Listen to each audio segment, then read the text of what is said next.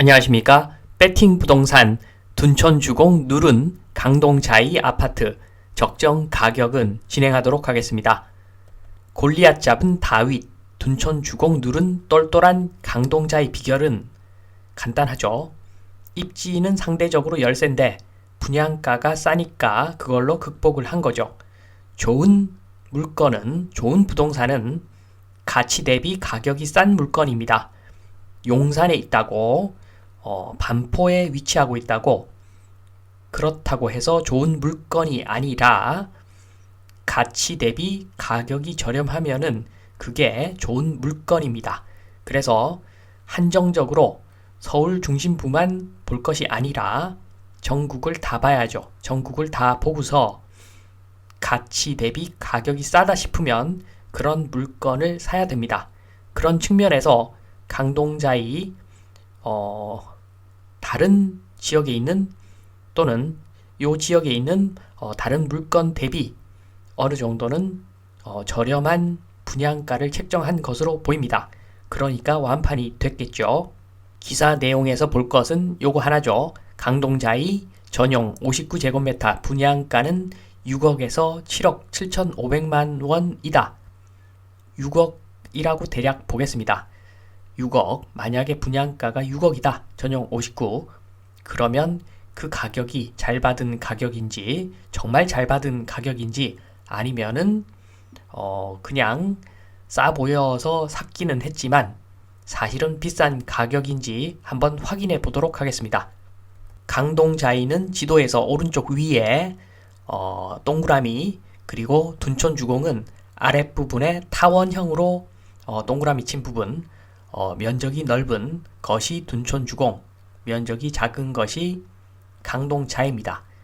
가만히 보면은 위치가 아무래도 둔촌주공이 좀 더 좋죠. 서울 중심부하고 좀 더 가깝고, 그리고 둔촌주공은 더블 역세권인데 강동자이는 길동역 하나만 바라보고 있습니다. 그리고 길동역도 좀 멀리 떨어져 있습니다. 최대한 단거리로 거리를 잡아봤는데 그래도 거의 1km 정도 떨어져 있는 거리에 길동역이 위치하고 있습니다. 그러나 미래는 좀 다르죠. 2027년에 9호선이 개통될 겁니다. 9호선 연장선이 바로 이 지역에 생태공원 앞 교차로 여기에 9호선 전철역이 들어서면은 강동 헤리티지 자이 아파트는 한순간에 위치가 엄청 좋아집니다. 적어도 교통 측면에서는, 전철역 측면에서는 둔촌주공하고 같은 레벨이 되는 거죠. 한순간에 2027년이면 그렇게 됩니다. 물론 둔촌주공이 위치는 더 좋지만 교통 측면에서는 뭐 거의 비슷한 수준이 되는 거죠. 그런 측면에서 여기 아파트 강동 헤리티지 자이 아파트는 그만큼 나중에 9호선 개통한다고 했을 때 월세가 플러스 되겠죠. 그 부분 나중에 반영을 해주겠습니다. 그리고 강동자이하고 비슷한 위치에 있는 물건을 정해야 되는데 딱히 없습니다. 새 아파트가 없어서 조금 연식이 있는 준공하고 나서 13년 지난 둔촌 푸르지오 아파트를 선택할 수밖에 없었습니다. 둔촌 푸르지오 아파트는 지금 현재는 길동역에서 강동자이보다 훨씬 가깝고, 그리고 중앙보훈병원역에서는 좀 더 멀죠. 9호선 전철역에서는 좀 더 먼데 그래도 더블 역세권이기 때문에 둔촌 푸르지오 아파트를 비교 대상 물건으로 정했습니다. 그래서 나중에 나이 차이가 있기 때문에 강동자이는 0살, 둔촌 푸르지오 아파트는 13살, 그렇기 때문에 나이 보정을 해주는 거죠. 나이가 젊은 강동자이가 월세를 좀 더 받겠죠. 그렇게 보정해주면 될 것 같습니다. 우선 둔촌 푸르지오 아파트를 보면은 800세대 2010년 준공 13살 먹었습니다. 용적률 249%, 그리고 비교할 타입은 83제곱미터, 요게 전용 59 타입입니다. 방 3개, 화장실 2개, 179세대밖에 안 되는데 어쩔 수 없이 요 타입으로 비교를 할 수밖에 없죠. 매매가 그래프를 보면은 지금 2022년 11월에 달랑 한 건 거래가 됐는데 실거래가가 8억 5천까지 떨어져 있는 상태입니다. 아마 지금은 좀 더 떨어졌겠죠. 13살 먹은 아파트. 강동자의 분양가는 6억에서 8억 사이인데 요 오래된 아파트가 실거래가가 지금 8억 5천 나오기가 힘들겠죠. 그거보다는 더 낮은 수준에서 거래가 될 것 같긴 합니다. 아무튼 최근까지 거래된 가장 최근의 실적은 8억 5천에 매매가 이루어졌습니다. 전세를 보면은 마찬가지로 많이 떨어지고 있는데 최근 거래가 4억 5천에 되었습니다. 가만히 보면은 지금 같은 시기에 금리가 좀 높은 수준에 있는 이런 시기에는 전세 4억 5천이 훨씬 좋은 선택이죠. 8억 5천에 매매를 하는 것보다는 4억 5천에 전세로 거주하는 것이 훨씬 훌륭한 선택이라고 보여집니다. 8억 5천이 좀 더 떨어질 것이기 때문에 4억 5천 전세 사는 것이 훨씬 유리한 선택이죠. 수익환원법으로 매매 기준 가격을 구하기 위해서는 월세 실거래가가 제일 중요하죠.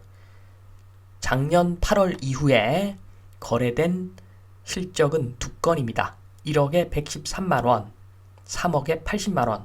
요거 두 건인데 저는 요거는 사람마다 다 정하는 방법이 다르겠지만 저는 새 아파트일 경우에 30만원 정도 월세를 더 받는다. 요렇게 가정을 하고 지금 보면은 비교 대상 물건 자체가 아주 오래된 정말 썩은 아파트가 아니라 그래도 2010년 정도 준공한 아파트면 아직 쓸만합니다. 그래서 30만원만 더 잡았습니다.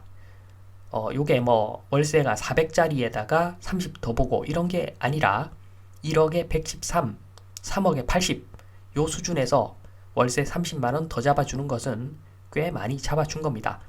그래서 적용하는 월세는 플러스 30만원 해서 1억에 143만원, 3억에 110만원 요렇게 두 수치를 적용하겠습니다.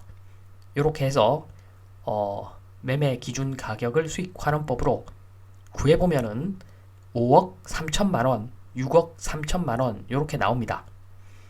대략 보면은 5억 8천만원 정도가 평균값이라고 보여집니다.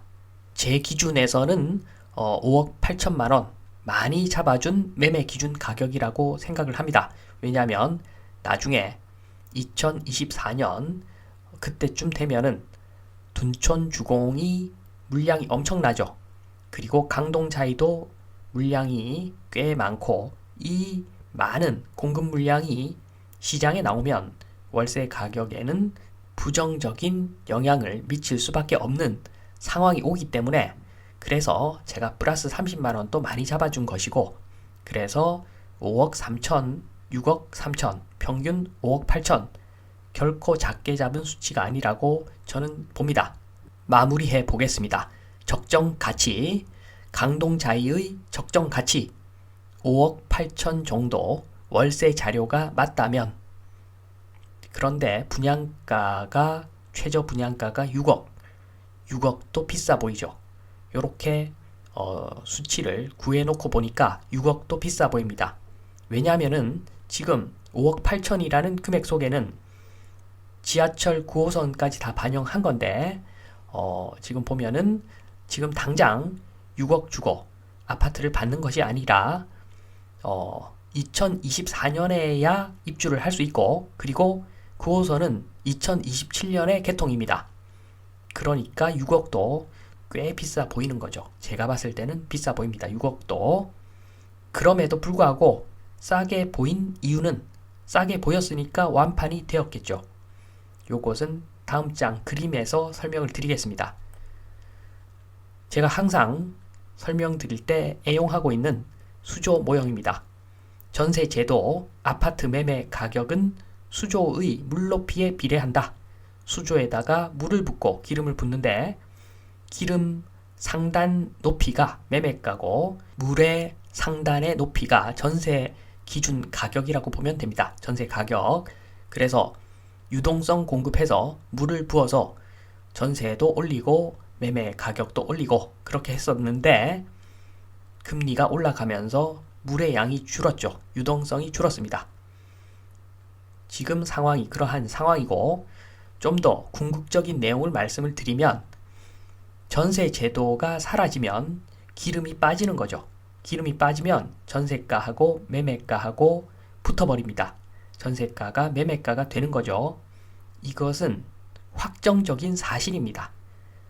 단지 시기의 문제일 뿐이지 전 세계의 어느 나라에도 없는 전세 제도 영원히 유지할 수 없습니다. 결국에는 사라질 제도가 전세 제도입니다. 그것은 확정적인 사실이고 단지 시기가 문제가 될 뿐입니다. 따라서 결국에는 매매가가 전세가가 될 것인데 대부분 사람들이 그걸 생각하지 않습니다. 전세를 영원한 제도로 보니까 항상 기름이 끼어 있는 것이고 그 기름만큼 전세보다도 매매가가 높은 수준으로 형성이 되는 거죠.